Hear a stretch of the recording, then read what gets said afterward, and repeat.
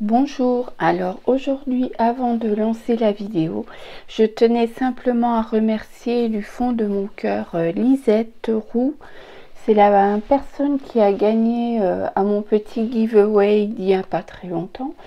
Et pour me remercier, elle m'a envoyé une superbe carte. Je vous la montre en gros plan, ainsi qu'une ATC, et c'était sa première ATC. Eh bien bravo Lisette, c'est très réussi, je te remercie et je te dédie cette vidéo. Voilà, vraiment ça m'a fait très plaisir, je suis très contente que tu aies gagné. Donc nous allons voir pour des fonds à la gel presse.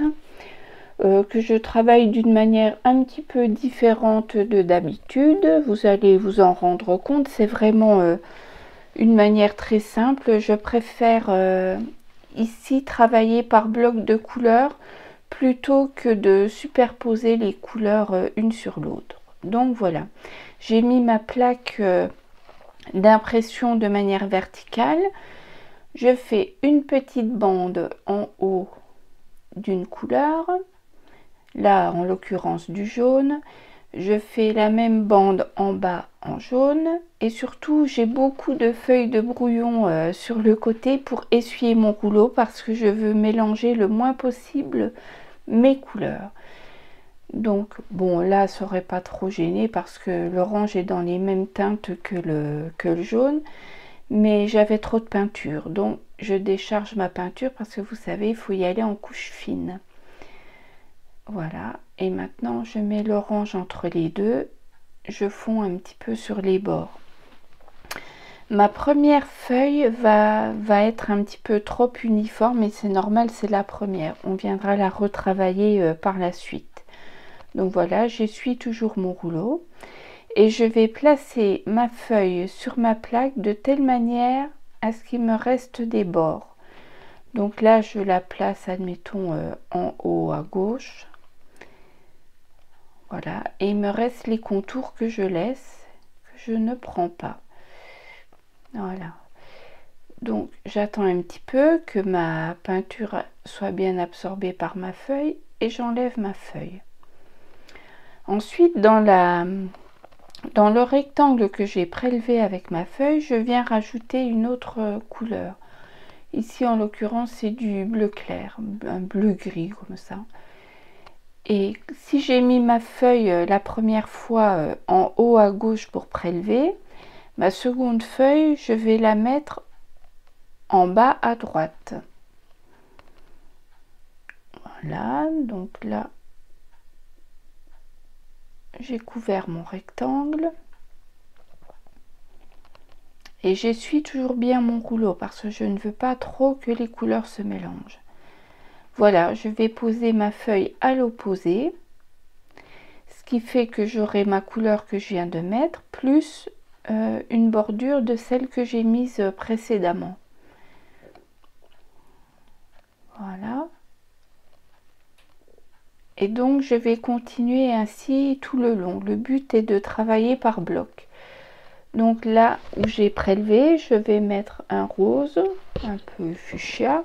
Mais après, vous utilisez les couleurs que vous voulez, quoi. C'est juste pour vous montrer la manière de travailler ces blocs. À la feuille, on peut la mettre à d'autres endroits aussi, hein. C'est juste qu'il faut toujours que ce soit à l'opposé pour conserver toujours une trace des couleurs que l'on a mises. Et ainsi, notre fond sera différent à chaque fois et enrichi en couleurs à chaque fois.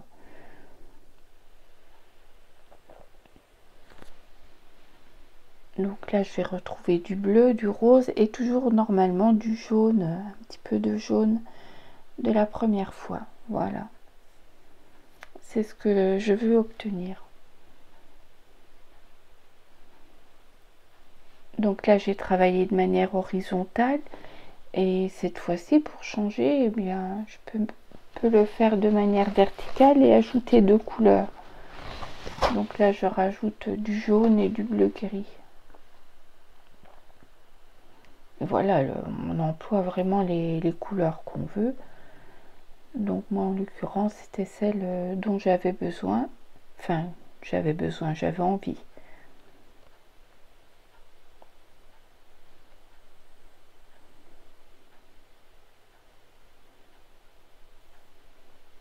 Voilà, donc toujours des blocs de couleurs et je prélève dans les opposés.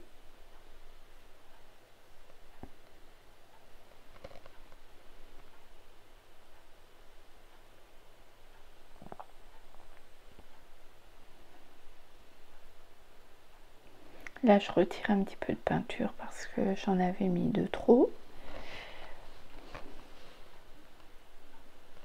Parcimonie est mon ami, mais parfois le tube il coule trop vite. Et puis bah je fais des bêtises hein, comme tout le monde.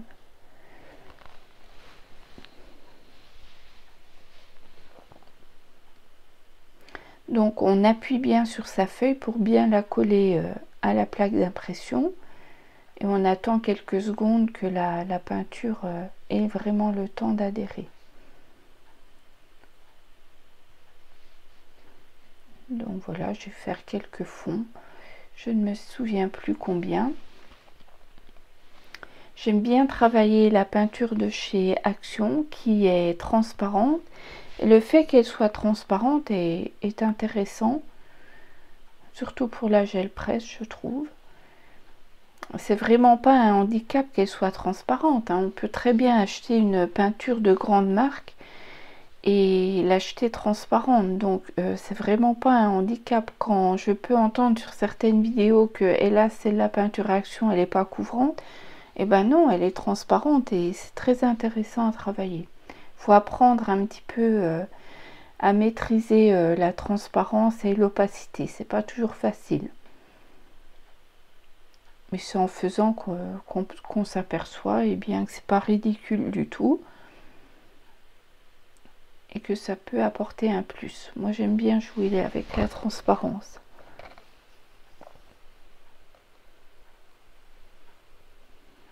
Alors là oui, j'ai repris ma première feuille qui était trop uniforme et je viens ramasser en partie les bordures que j'ai sur ma plaque, les bordures qui restent, et je vais enrichir mon fond ainsi. Alors, je prélève par petits morceaux, par petites zones où ça me plaît. Et j'en rajoute soit où je trouve que c'est trop uni, ou bien lorsque j'ai un manque de peinture. Il m'arrive aussi de prélever et d'avoir des zones blanches. J'ai pas souvent envie de les conserver. Enfin, c'est pas le but de les fonds que je suis en train de faire.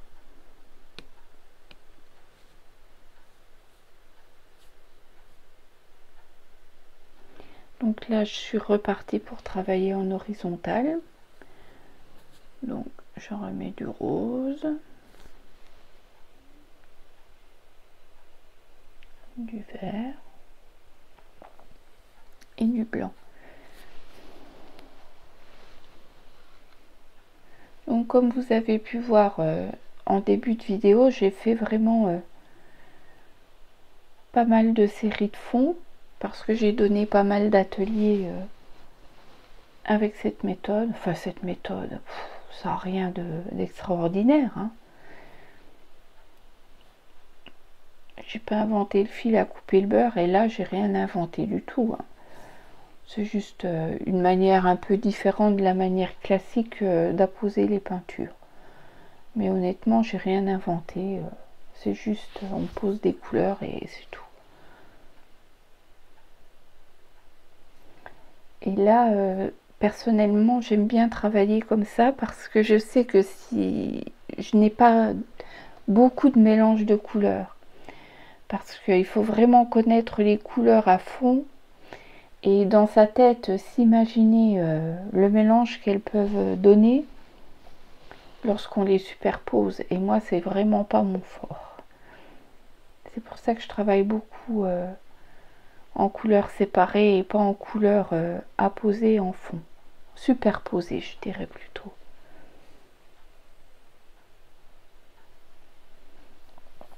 Donc si des copines ont la maîtrise de la superposition des couleurs sur la gel presse sur une dizaine de fonds, je suis tout à fait preneuse de leçons. Parce que moi je n'y arrive pas, à la fin j'obtiens Glooby Boulga, ou oui, Glooby Boulga de couleur cacadois. Tandis que si je procède ainsi, je sais que je maîtrise mes couleurs. Donc là pareil, avec mes bordures, je viens rectifier et arranger certaines zones de mes fonds. Voilà, toujours en petite dose.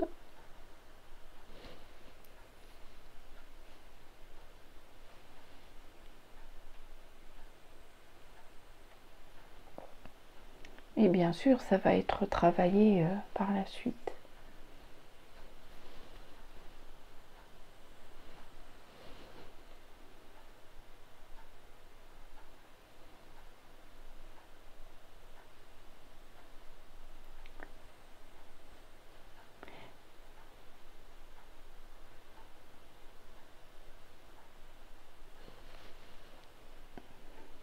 On ira un peu plus vite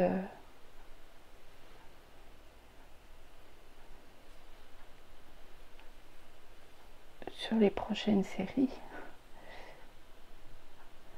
Là, c'est vraiment pour bien vous montrer comment on peut faire. Et ensuite, on va enrichir ces fonds basiques.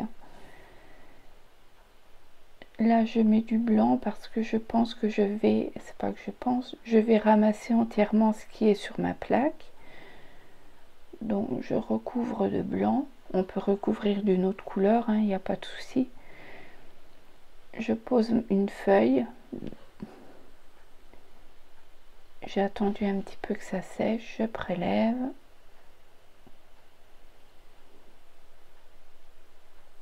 Voilà. Je vous montrerai dans ma prochaine vidéo comment je fais un mini album avec ces fonds.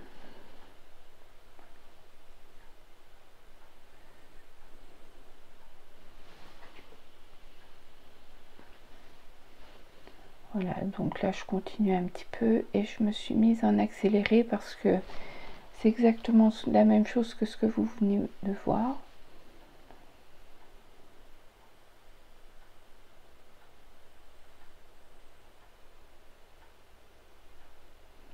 Donc voilà, on pose au bord et on prélève qu'une partie. Et ensuite on comble la partie qu'on vient de prélever.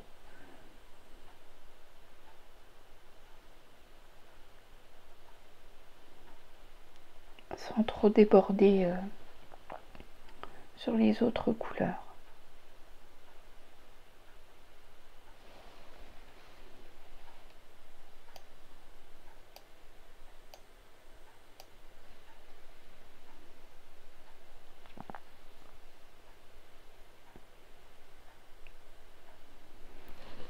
Là je rectifie toujours la première. La première est toujours très unie évidemment puisqu'on part d'une plaque qui est propre.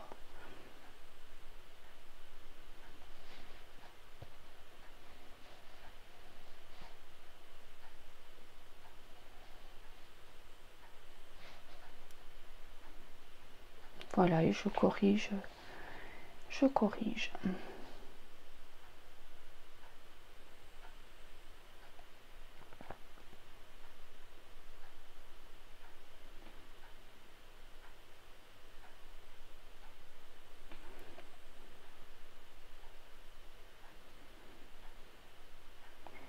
Donc là j'ai recouvert.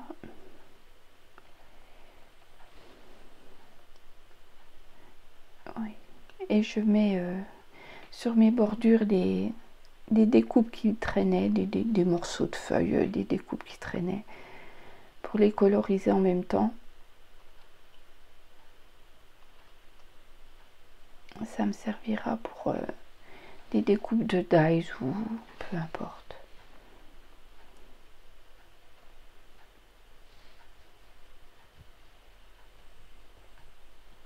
Donc j'ai nettoyé ma feuille Et là, nous allons passer à la phase suivante.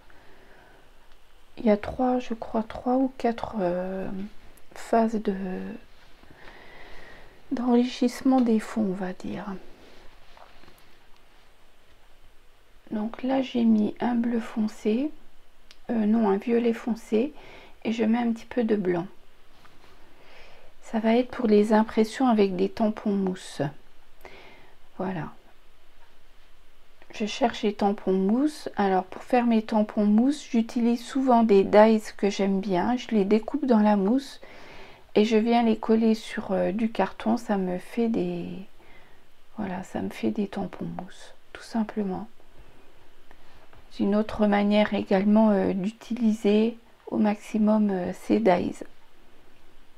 Bon, évidemment, ils sont tout crado puisqu'on ne peut pas les laver étant donné qu'ils sont collés sur du carton. Voilà, donc je fais une bande sur ma gel presse, une bande latérale. Voilà. J'étale ma peinture.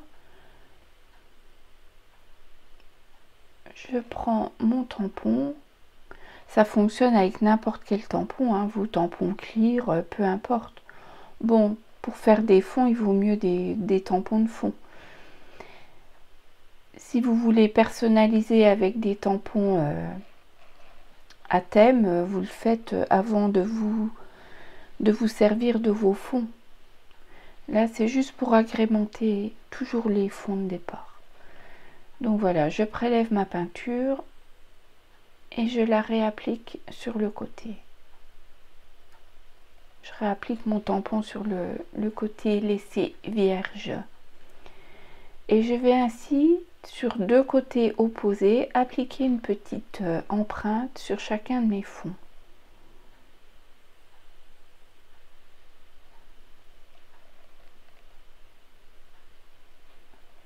Et quand je veux, je vous montre.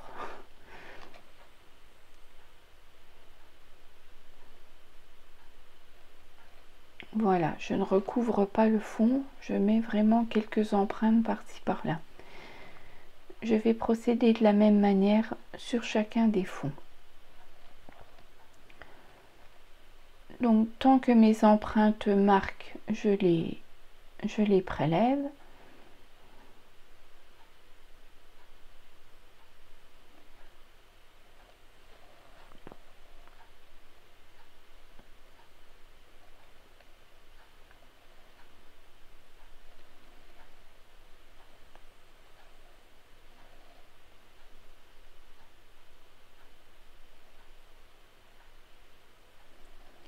Vu comme je me pose ma feuille, je pense que l'empreinte devient faiblarde. Donc, j'ai réétalé au rouleau ma peinture et je fais d'autres empreintes. Toujours de la même manière. Donc, on ne remet pas de peinture, il suffit de la réétaler avec son rouleau et ça fonctionne. On continue ainsi.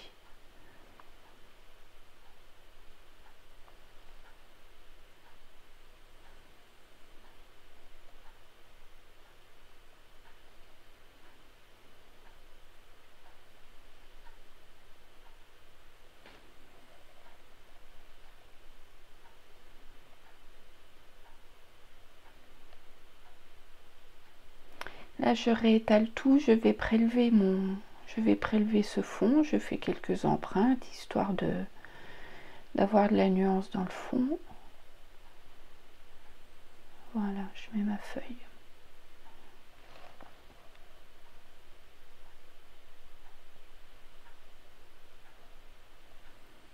Et je laisse sécher ma feuille. Là, sur une palette, je mets une couleur. Donc, j'opte pour des couleurs très claires.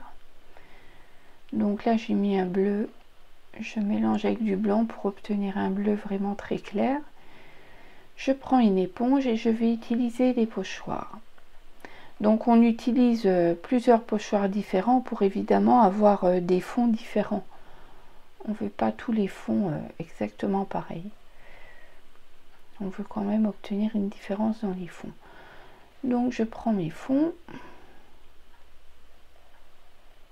je je travaille sur ma gel presse. Oui, bon, on a le droit, hein. Oui, mes fonds sont sales, ben ouais, je nettoie pas non plus. Mes pochoirs, pour moi, ça n'a aucun intérêt. Vu que je les ressalis quelques minutes ou la demi-journée suivante ou le lendemain, donc franchement, je vais pas aller les vendre aux enchères, je les conserve, donc je les nettoie pas, voilà. Et ils sont bien plus jolis avec la colorisation de l'acrylique que leur couleur d'origine. Alors les pochoirs, c'est toujours dans la même optique, j'en mets un petit peu de chaque côté, voilà. Je ne recouvre pas entièrement mon fond.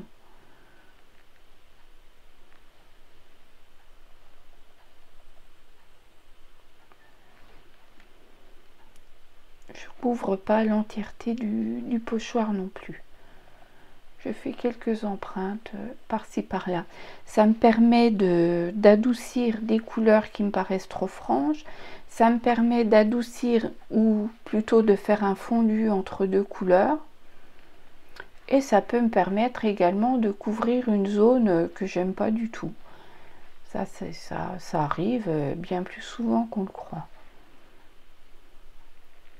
Donc l'impression pochoir est importante. Et vous voyez, on obtient tout de suite des différences dans le fond. J'aime beaucoup. Chaque opération différente enrichit le fond et c'est vraiment super chouette. Alors, plus vos pochoirs sont évidés, plus ils vont couvrir votre fond. Ça, c'est intéressant pour adoucir des grosses zones de couleurs ou pour bien fondre entre deux couleurs, comme ici. C'est très important et ben, les pochoirs, c'est la vie, quoi. Regardez, là, on a une zone vraiment, une grosse zone. Donc voilà, on va adoucir. On couvre un peu la zone, on fond avec la couleur précédente. Et moi, j'aime bien. Là, ça fait un imprimé tropical que j'adore.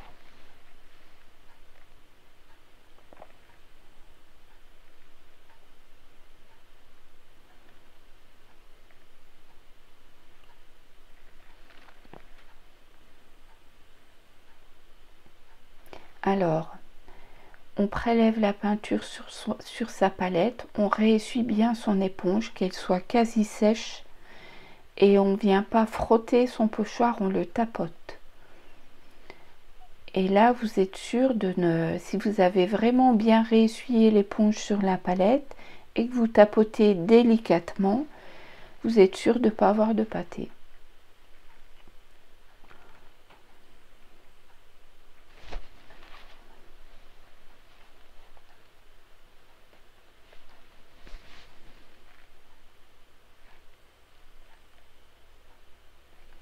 Donc là, on s'est mis en accéléré parce qu'on a quand même pas mal de fond à traiter.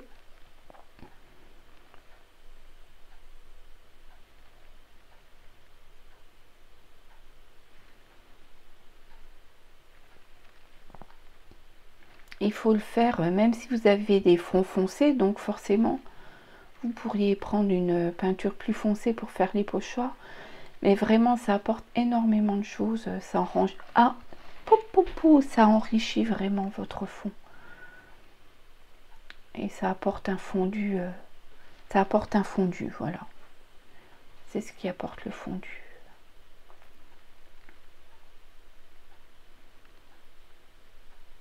Alors, ou une couleur très claire ou du blanc. Le blanc convient parfaitement également. Souvent, j'utilise que du blanc et que j'apporte et ça fait un effet nuage très très joli. Enfin, à mon goût, quoi.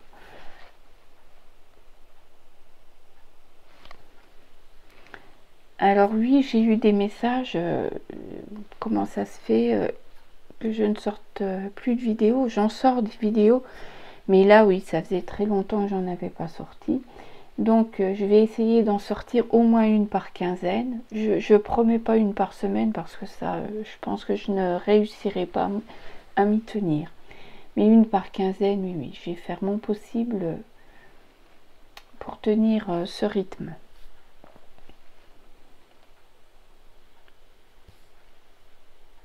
Mais bon, mes vidéos sont assez longues.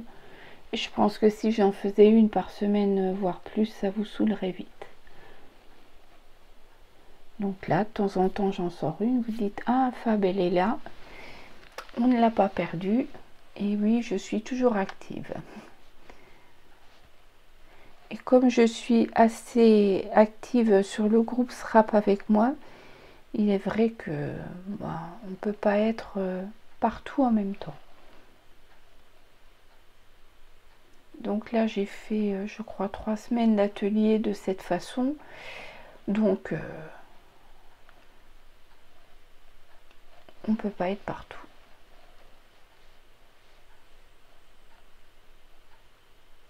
Et puis c'est pareil, j'ai pas non plus des choses intéressantes à vous montrer 2-3 fois par semaine. Quand je sors une vidéo, je pense vous apporter quelque chose. Si je pense ne rien apporter, je tourne pas de vidéo.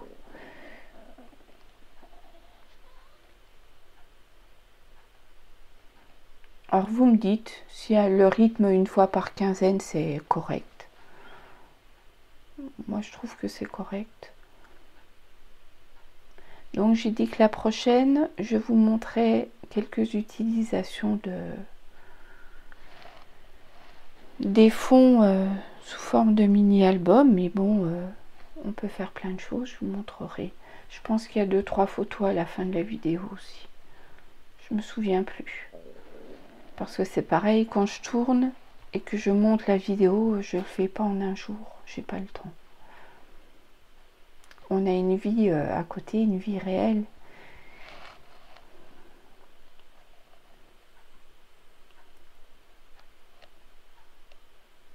Voilà, là j'ai décidé de prendre que du blanc.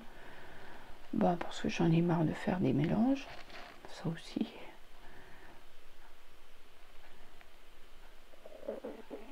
Et puis pour vous montrer que ça fonctionne parfaitement, hein, juste avec du blanc. Alors on appuie vraiment légèrement pour avoir un nuage.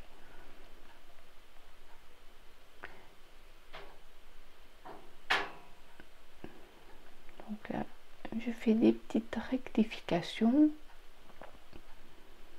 Je prends tous mes fonds.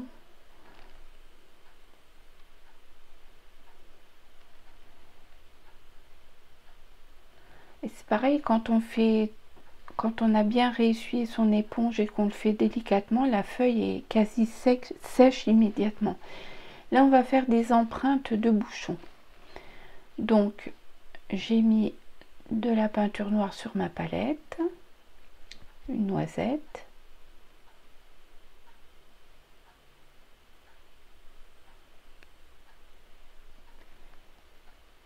J'ai mes bouchons, je prends des bouchons de différents diamètres, ça vous faites comme vous voulez. Et j'étale donc la peinture noire avec un pinceau sur le fond de ma palette. Enfin, il faut une surface plate, hein. C'est pas une palette, c'est un morceau de plastique. Palette est un bien grand mot.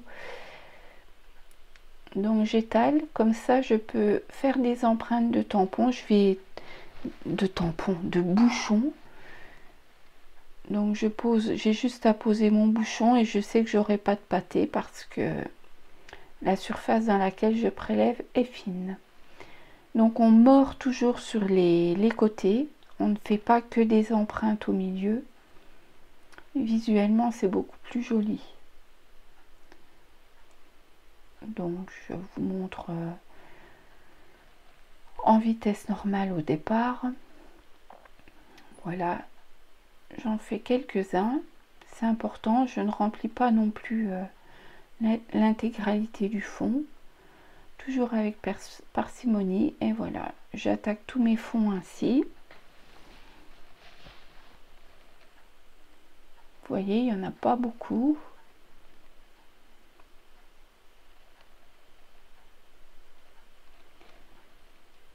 lorsque ça imprime moins, eh bien je réétale simplement, je garde mon pinceau le même, je ne rajoute pas de peinture, je réétale simplement. Ainsi je peux continuer. Et normalement ma noisette de noir du départ suffit pour l'entièreté des fonds qu'on a fait précédemment. Là je crois que j'ai oublié d'accélérer.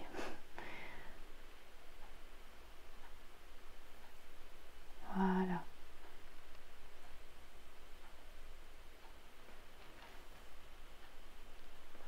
Et pour celles qui me connaissent, les fonds à la gel presse, je les travaille quasiment toujours de cette manière-là. D'abord les couleurs, après les bouchons, après le carton ondulé. Ça sera la phase suivante.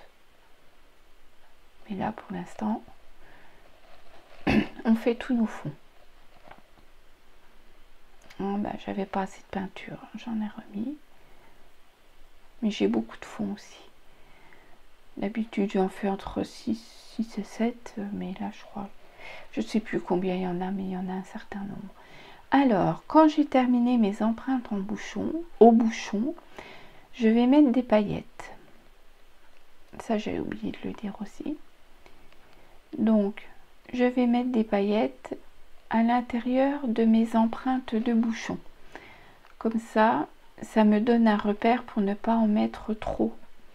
Parce que je ne veux pas des boules à facettes. Je veux simplement quelques paillettes parce que tous ces fonds seront destinés à être sans doute recoupés. Et je ne veux pas des paillettes partout. Donc je vais retrouver des paillettes suivant où je vais découper dans mon fond, par-ci, par-là. Donc mon gabarit à paillettes, ben, c'est l'empreinte des bouchons. Ça peut être une petite astuce pour vous également.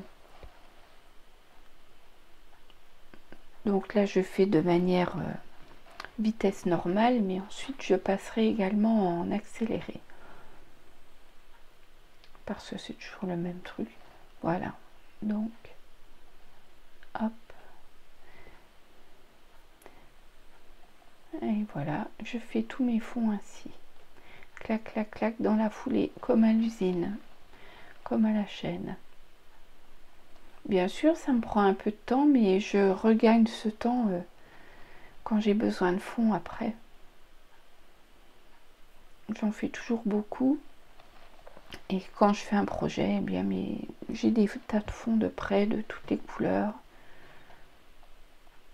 Et j'ai plus qu'à me servir.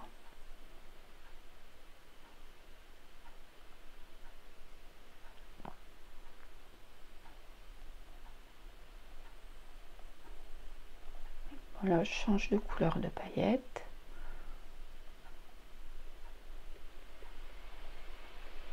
Là, j'apporte un peu de rose, mais bon, ça se voit pas tellement. C'est toujours très, très subtil, les paillettes. Si elles sont mises à petite dose, évidemment. Oh, j'adore ce fond. De toute façon, je les aime tous. Et honnêtement, après, quand je dois couper dedans, j'ai toujours mal au cœur.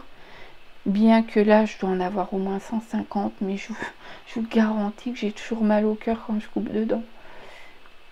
Mais bon, c'est que du papier.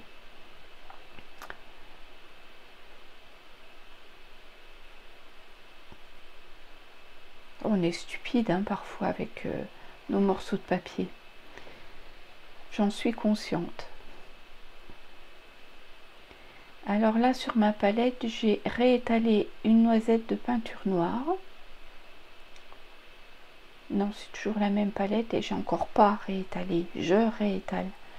Voilà, je rajoute une fine couche de peinture noire parce que la précédente, elle est un peu sèche. Et je vais faire mes empreintes avec mon carton ondulé. Donc j'étale bien pour avoir vraiment une couche très fine. Et je me sers de mon carton comme d'un tampon. Allez hop, j'applique Moi j'ai l'habitude, je mets 2 coups dans les coins opposés, ou 3 pour vous montrer là.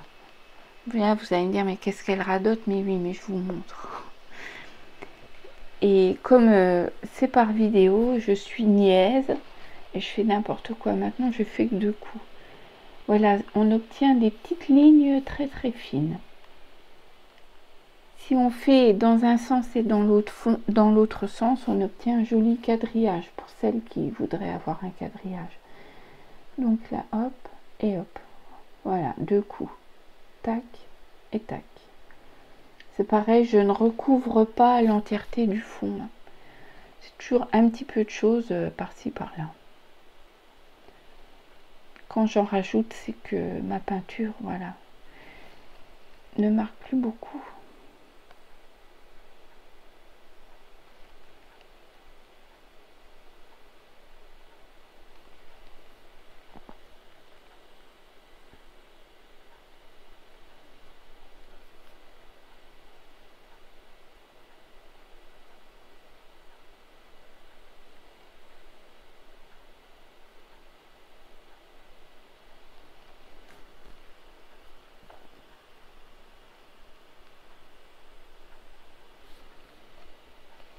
Donc là, pourquoi j'ai mis au ralenti?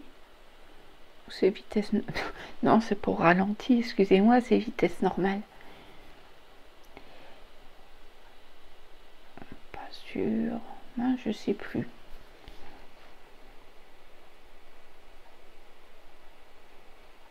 Oui, c'est parce que je vais vous montrer les... Voilà.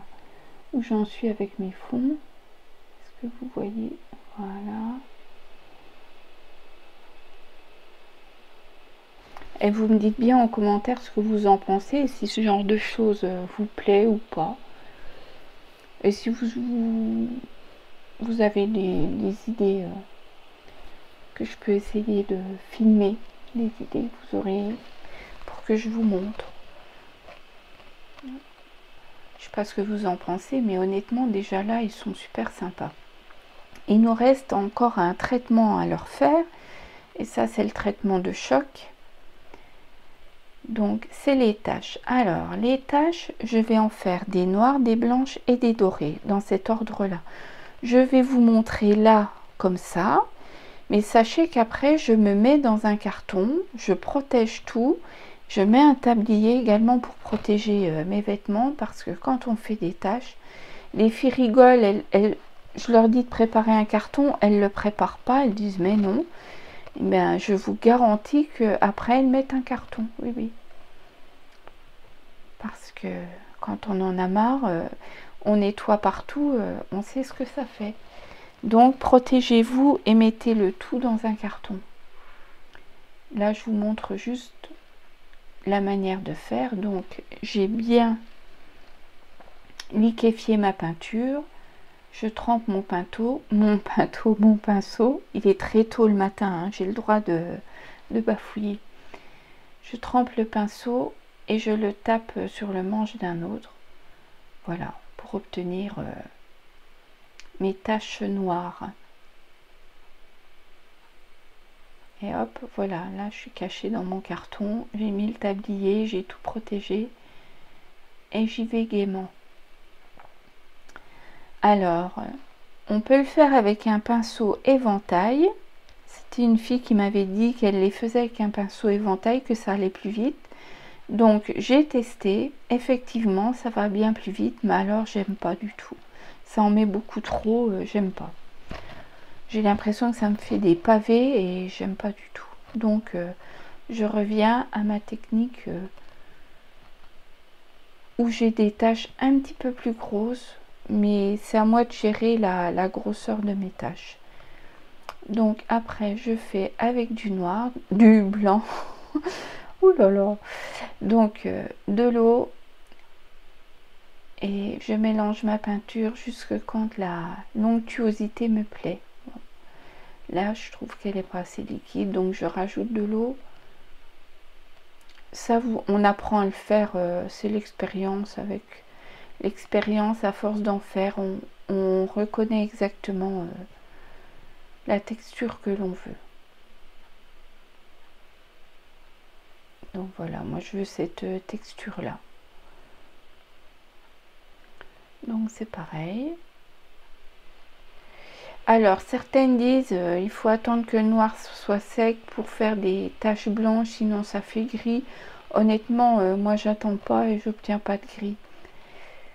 Mais bon, chacun fait comme il aime, hein, comme elle aime.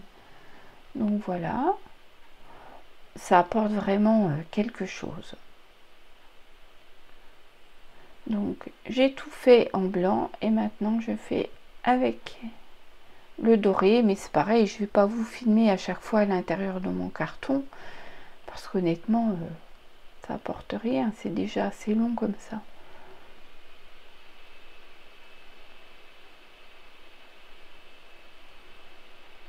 Voilà.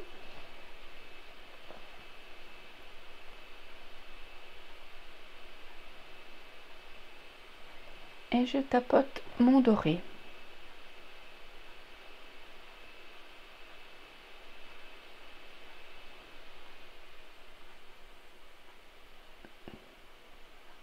C'est très joli. Je vous en montre une deuxième.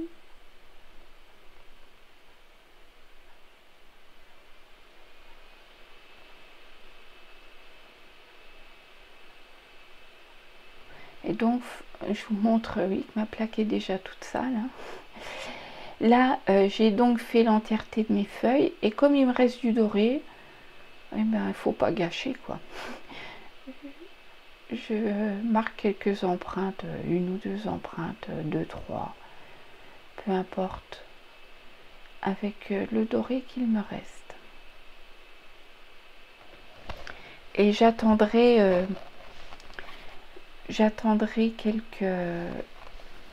quelques heures avant de les travailler parce qu'il faut vraiment que les taches sèchent, que tout sèche. Donc je vous montre mes fonds. Ils sont tous faits, ils ont tous subi le même traitement.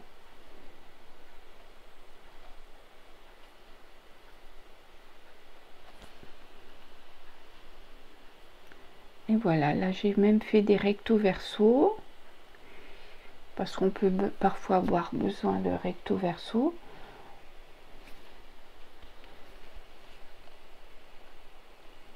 Voilà, mon étui des Memoridex, des fonds pour Memoridex bien sûr, un porte Memoridex,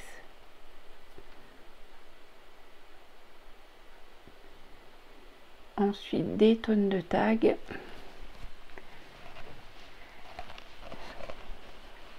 il n'y aura plus qu'à se servir. On coupe les tags, on fait un petit matage uni en dessous pour bien faire ressortir le fond. Et ensuite on peut continuer à les travailler et apporter des thèmes précis ou faire un embossage à froid, à chaud, peu importe. Il suffit après d'apporter, coller des coupes de tampons qu'on a colorisées. Voilà. Et vos tags sont prêts et j'adore. J'espère que vous aussi. À bientôt.